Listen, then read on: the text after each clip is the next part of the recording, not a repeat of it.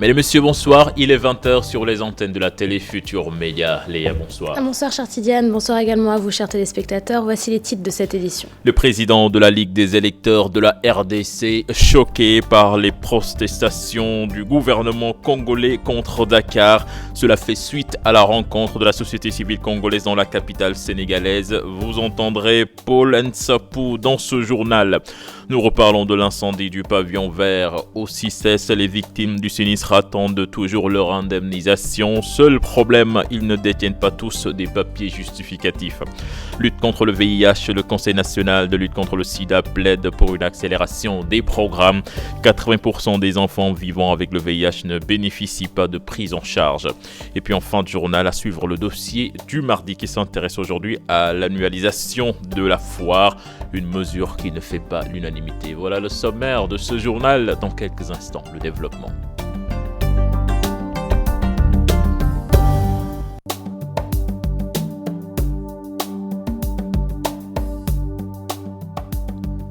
Bienvenue à toutes et à tous. Rencontre de la société civile congolaise à Dakar. Léa, Paul Nsapou, choqué par les protestations du gouvernement de la RDC. Selon le président de la Ligue des électeurs de la RDC, la réaction de Kinshasa est disproportionnée. Pour rappel, Kinshasa a accusé le Sénégal d'accueillir une réunion destinée à déstabiliser le pays. Écoutons Paul Nsapou, il est au micro de Chérif Dia. Il y avait la Tanzanie. Il y avait de pays comme le Mozambique qui nous ont apporté leur expérience, l'expérience sénégalaise avec les mouvements de jeunes comme les Yanamar, la récente expérience du Burkina Faso, où ces gens n'ont pas pris les armes pour déstabiliser les systèmes, mais ils ont utilisé de leurs droits civils et politiques pour manifester pacifiquement, revendiquer la démocratie, les droits de l'homme par des voies pacifiques. Pourquoi le gouvernement congolais en fait un problème? C'est le Congo, le régime congolais qui a un problème. Le problème de gestion de cette période trouble où pratiquement les dirigeants veulent se cramponner au pouvoir. Pour nous de la société civile, pour nous des droits de l'homme, nous pensons que ça a été l'île de Gorée avec cette réunion. Simple, cette réunion de réflexion, de mutualisation, je répète, de bonnes expériences. Le gouvernement sénégal ne doit rien se reprocher. Ici, il y a beaucoup de conférences qui se tiennent sur cette terre, sénégalaise, etc., sur la démocratie. Eh bien, bon, c'est un pays de droit, c'est un pays où il y a même des procès sur la loi de base de compétences universelles, des procès que nous acceptons puisqu'il y a les standards internationaux, etc. Et aujourd'hui qu'on entende ce qu'on a entendu à Kinshasa, c'est lamentable, c'est déplorable, je vous dis bien que c'est déplorable. Et nous allons veiller sur tout ça, sur nos collègues, nos compatriotes qui vont retourner au Congo. Si on touche à un seul cheveu de ces gens-là, nous saurons ce que nous devons faire en termes de sanctions ciblées. À la foire internationale de Dakar, situation difficile pour les exposants victimes de l'incendie du pavillon vert. Leurs marchandises calcinées, ils demandent à être indemnisés. De problème, Léa, si certains comme le veut la direction du CICES dispose de papiers justificatifs, ce n'est pas le cas de tout le monde, comme vous allez le voir dans ce sujet signé Fatima Ba et Aliou Diagne.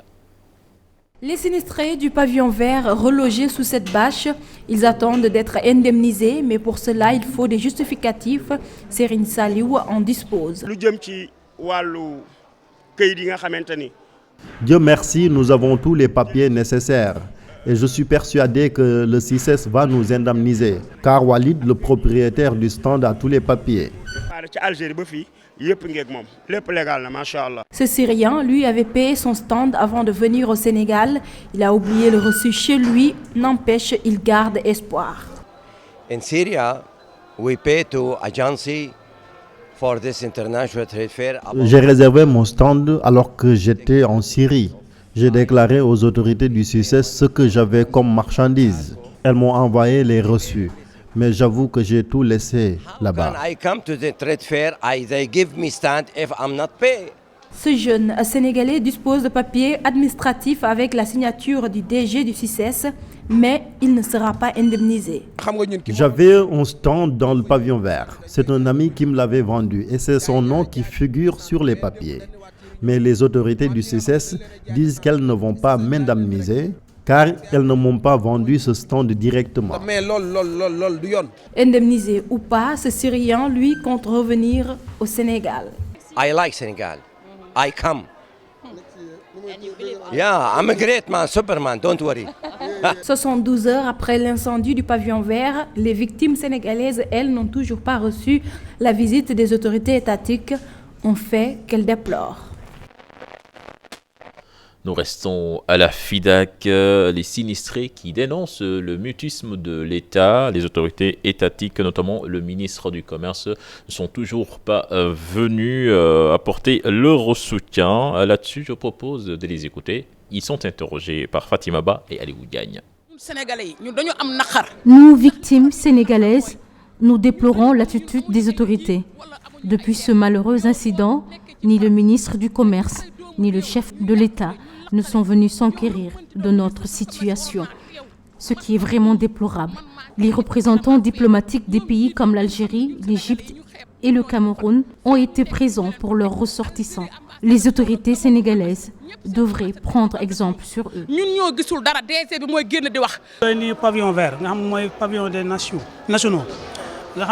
Nous déplorons le mutisme des autorités étatiques. Nous avons perdu des millions dans ce sinistre.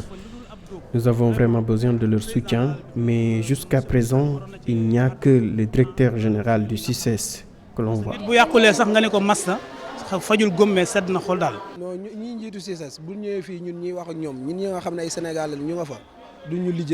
Les autorités du CICES accordent plus d'importance aux étrangers, ce qui n'est pas normal. Nous avons perdu des millions, nous aussi. Renouvellement ce matin du bureau de l'Union nationale des commerçants et industriels du Sénégal. Le président Idi Thiam est reconduit et le secrétaire général Ibrahim Allo remplacé par l'ancien directeur des jeunes, président des jeunes Modou Diop. Ce nouveau bureau entend booster la production, faire des efforts dans l'industrialisation et construire une collaboration franche comme le souhaite le Premier ministre Mohamed Boun Abdallah Dionne qui a présidé l'Assemblée générale. Maïmouna Ndiaye, Diafaraba. Environnement économique et réglementaire des affaires, soutien à la production nationale, harmonisation des efforts entre autres engagements de l'UNACOIS en cette 7e Assemblée générale ordinaire. Le Sénégal est dans une dynamique d'intégration économique régionale. L'économie au plan mondial se globalise. Il est important au niveau de notre pays que le secteur privé domestique s'unisse, mutualise ses forces pour faire face à la concurrence étrangère et internationale. Donc la première dynamique de l'équipe va être une dynamique d'ouverture et de rassemblement du secteur privé. Nous allons également faire des efforts importants dans le domaine du développement des investissements productifs. Le message du chef de l'État Macky Sall, un partenariat dynamique entre les organisations pour une augmentation conséquente de la production. Un discours transmis par le Premier ministre Mohamed Boun Abdallah Dionne. Vous, les membres du secteur privé, vous n'êtes pas nombreux. Vous avez les mêmes intérêts. C'est le Sénégal qui gagne de toute façon. Une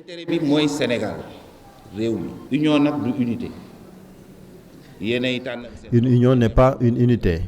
Il faut instaurer une dynamique forte d'industrialisation. Pensez-y.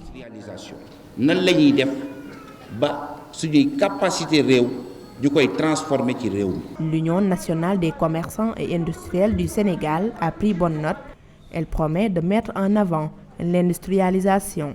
Je pense que nous sommes dans la dynamique de faire des efforts supplémentaires et c'est pourquoi j'ai le plaisir d'annoncer qu'il y aura un vaste programme d'investissement dans le domaine de la micro-industrie pour mettre en place de petites unités de transformation de céréales, de petites unités de transformation de fruits et légumes pour qu'enfin, justement, notre contribution sur cette problématique de valeur ajoutée soit considérablement augmentée. 26 années d'existence et près de 70 000 membres, L'UNACOIS Diapo compte relever les défis de l'émergence en 2016, un meilleur encadrement de l'État et des partenaires vivement souhaité. Maïmouna Ndiaye, révision des décisions prises entre 2008 et 2013. La RMP veut mieux faire dans la passation des marchés. Des révisions chartidiennes qui devraient permettre aux entreprises de défendre leurs droits auprès de la Cour suprême. Pour plus d'explications, écoutons le directeur général de l'ARMP. Il est au micro de Fatou Kinedem. Entre 2008 et 2013, et 2015 même, tous les jours, on s'améliore, on revisite les décisions que nous avons prises et par moment, on se rend compte que nous avions commis une erreur dans une interprétation. Nous avons fait des revirements de décisions dans le temps parce que les experts s'améliorent, les expériences s'enrichissent et donc nous avons une compréhension par moment différente. Il s'agit de la possibilité pour chaque soumissionnaire de faire un recours suspensif, lui permettant, quand il estime que ses droits ne sont pas protégés, de pouvoir faire un recours et demander l'annulation ou en tout cas de se voir remettre dans ses droits. Et puis la réaction à présent du professeur Serine Diop qui félicite la démarche de l'ARMP. Écoutons le constitutionnaliste, il est toujours au micro de Fatou Kinedem. Ne peut fonder sa légitimité que sur la correcte utilisation des ressources qui sont le produit de l'effort collectif d'un peuple. Et un État est amené, effectivement, il faut le reconnaître, à satisfaire les besoins par l'utilisation de ressources. Mais ces ressources doivent être utilisées correctement. Et c'est pourquoi les États se sont imposés eux-mêmes des contraintes pour une utilisation parfaite, transparente, on dirait d'un bon père de famille, des ressources.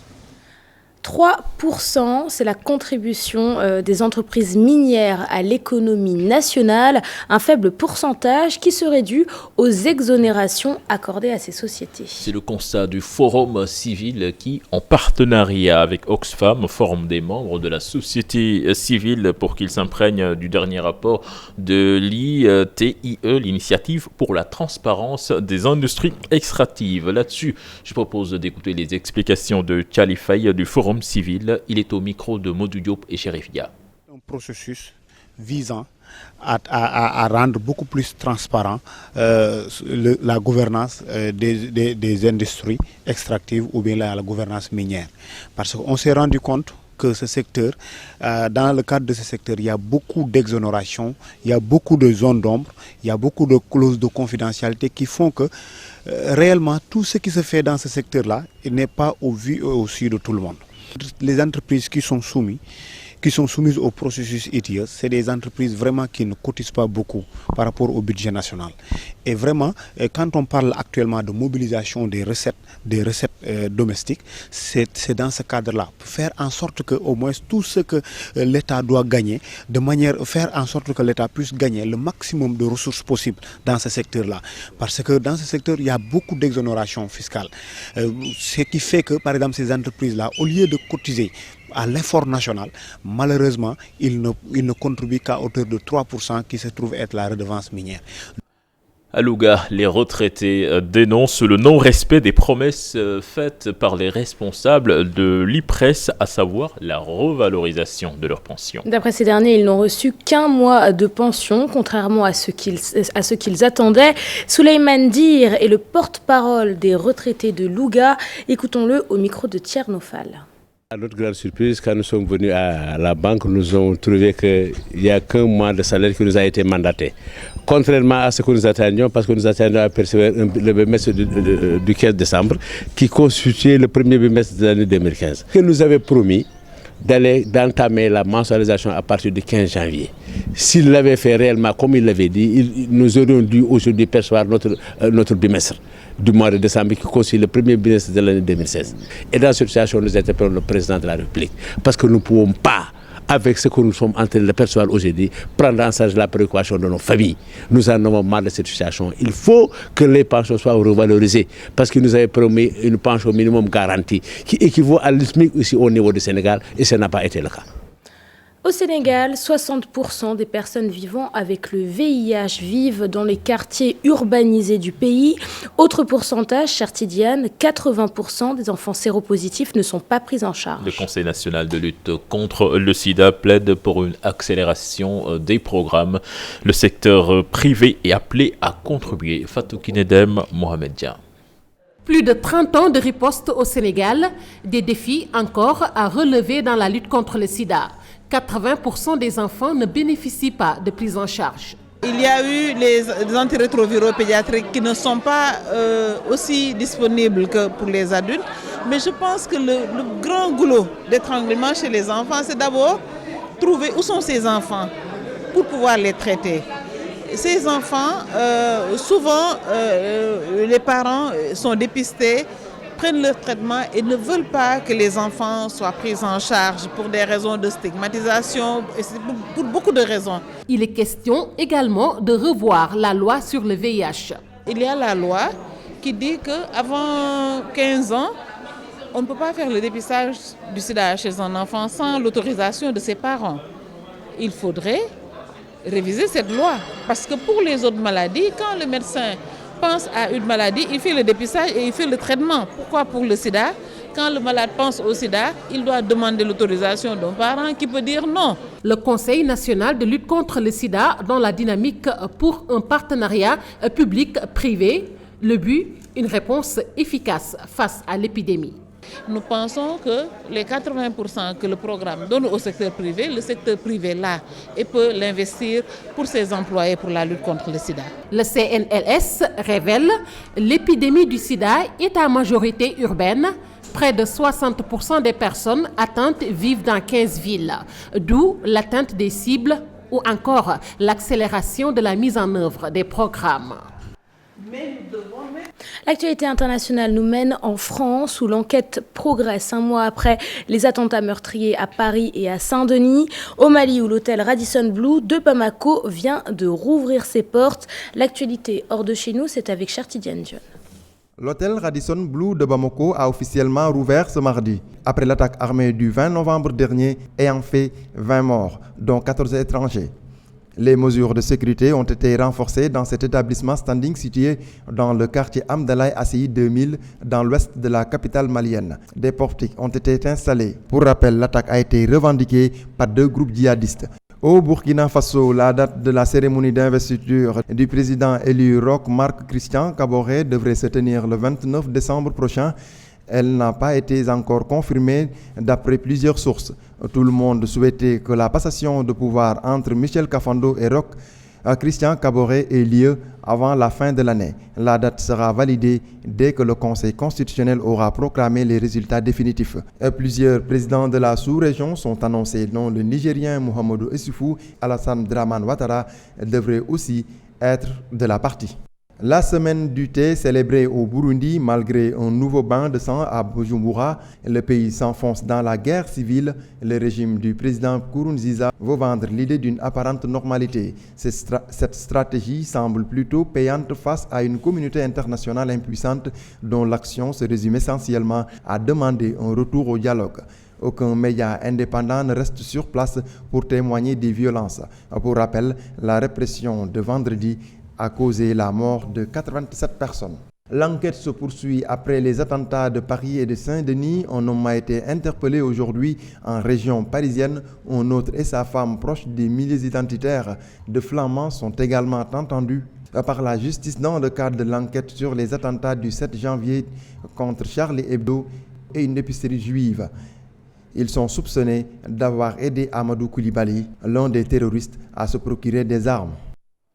Voilà pour l'actualité internationale de ce mardi. Le dossier économique s'intéresse à la tenue une fois par an de la foire internationale de Dakar, initiée par les autorités du CICES. L'annualisation de la foire est diversement appréciée, cher Tidiane. Cette mesure ne fait pas l'unanimité chez les exposants à cause des couacs notés dans l'organisation, même si certains s'en tirent bien avec des bénéfices engendrés. C'est l'objet donc de notre dossier du mardi signé Dissa Prera et Diafaraba.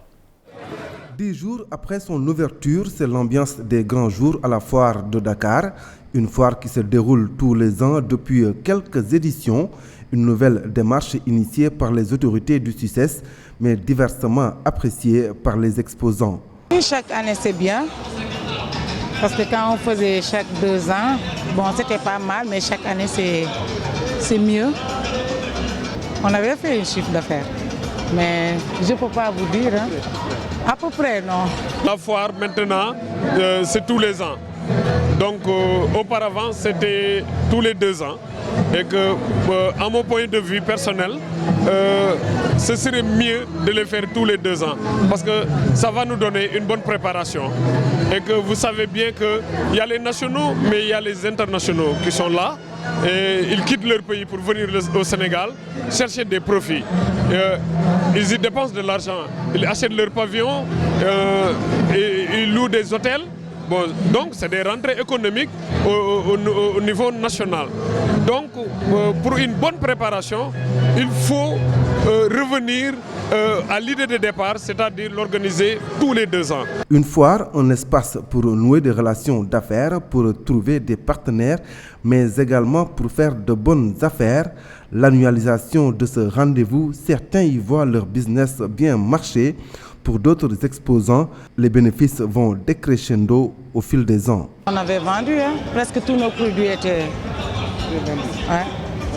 à peu près les 10 millions comme ça, parce qu'on a que 3 stands ici. Bon, je ne peux pas estimer combien on vend par jour, mais environ on vend au minimum 100 000 francs par jour.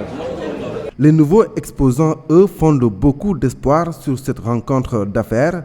Leur premier objectif est de se faire connaître du public et d'éventuels partenaires. Nous avons créé une industrie de fabrication de cahiers.